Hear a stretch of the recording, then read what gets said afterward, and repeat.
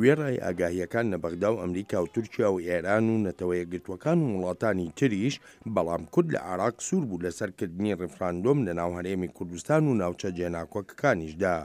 عێراق هێرشی کرد و زیاتر لە 50% ئەو ناوچانەی لەژێر دەسەڵاتی کووردا بوون دەستی بەسەرداگرتن و کۆمەڵگەی نێونەتەوەییش پشتیوانی لە عێراق کرد، هەرچەندە کورد قوربانیەکی زۆریدا لە شەڕی دژی داعشدا.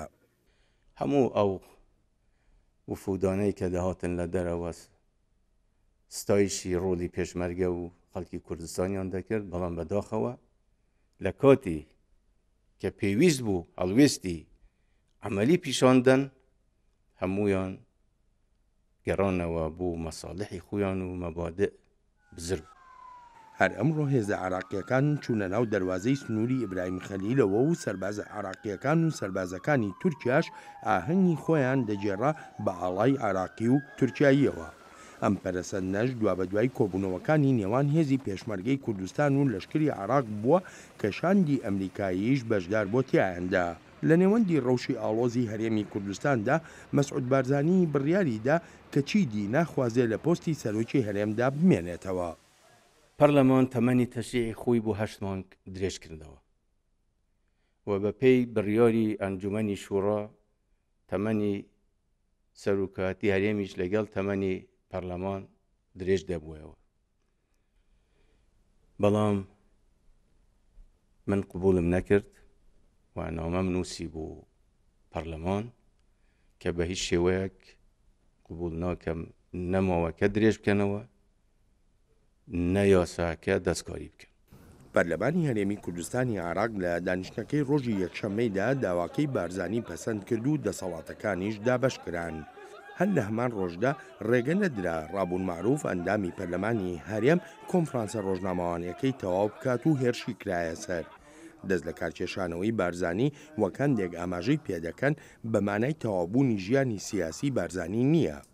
بۆیە دڵنیایی دەدەینە خەڵکی کوردستان و پێشمەرگە قارەمانەکان کە جەنابی سەرۆک وەک سەرکردەی کاریزمی کردەیی مێژووە لە خزمەتی کوردستان بەردەوام دەبێت وەک پێشمەرگەیەک. وەک کاردانەوەش بەرامبەر دانیشتنەکەی پەرلەمان لە ئەنگرانی سەرۆکی هەرێمی کوردستانی عێراق چوونە ناو باڵەخانەی پەرلەمان و پشێوی و ئاڵۆزی دروست بوو لە ڕۆژنامەوانان درا و کامێرەش کێنرا تا ئەو کاتەی هێزی دەرەوەی پەرلەمان بۆ هێورکردنەوەی ڕەوشەکە گەیشتنە ناو باڵەخانەی پەرلەمان. کاردانەوەکان لە هەرێم لەسەر دەست لە کارکێشانەوەی بارزانی جۆرا و جۆرن. سەرۆک بارزانی بە نسبەت ئیشەکانی خۆی هەتا و دەقیقەوەی لەسەری بۆ ئیشەکانی خۆی کردووە وەکو کوردێک و توانی مێژووکی جواندا دروستکە بۆ کورد. ئێستا لە وەزە ئێستا بەڕێی من پێم باش نییە کە بکشێتەوە وەکو مەرجایش بمێنێتەوە هەر باشە، بەڵام تاوەکو ئێستا هیچ حەزب و لایەنێکەوەی هەیە لە کوردستان جێگرێوییان بۆ سەرۆک بارزانی داناوە کە شیاوتر بێ لە ئەو. والله کاکە هەستم چییە هەستی من سوی ئەگەر ئیستیقالە بدەگە ئیستیقادەی نەدا وابزانم لە مۆژوعەکە هەست ناگۆڕی لەبەرەوە ئێستا فقط یەک شت هەیە لە گۆڕەیە ئەگەر ئەمریکا دیفاع لە کوردی بکە ئەوە دەتانین ئەمە قیدبینەوە ئەگەر دیفاع لە کوردی نەکە ئەو ئەمە ڕۆیشتیە. وەزارەتی دەرەوەی وڵاتە یەکگرتووەکانی ئەمریکا ستایشی هەنگاوی دەست لە کارکێشانەوەی بارزانی دەکات و لە ڕاگەیاندنەکەشیدا داوا دەکا هەردوو حکوومەتی هەرێمی کوردستان و بەغداش بە خێرایی و بەپێی دەستوری عێراقی کێشە هەڵپەرسێراوەکانی نێوانیان چارەسەر بکەن.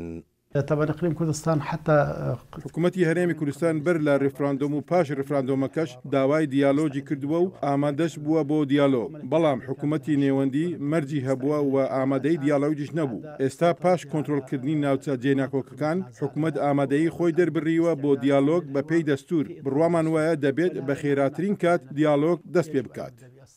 زانا ڕۆستایی نوکوڵیش ناکات لەوەی کردنی ڕێفراندۆم هۆکارێکی سەرەکی ئەم کێشە و قەیرانانەیە. الإصرار على إجراء سووربوون لەسەرکردنی ڕفراندۆم لە کەرکک و ناوچە جێناکۆکەکانی تر بەبێ ڕێککەوتنەکی پێشوەخت لەگەڵ حکوومەتی نێوەندیدا بۆ هۆکاری ئەم قەیرانە. حکوومەتی نێوەندیش وەهای دەبێنێت بە پێی دەستور و بە پێی بڕیارەکانی ئەنجومەنی نوێنەران مافی خۆیەتی یاسا و ئاسایش بسەپێنێت و کۆنتڕۆلی ناوچەکان بکات. هەتا ئێستاشی لەگەڵدا بێن نەزانراوە ئایا حکوومەتی عێراقی کەی دیالۆگ لەگەڵ هەرێمدا دەست پێ دەکات و ئەو دیالۆگەش لەگەڵ کێدا دەکات. السلطة الاتحادية في كل العراق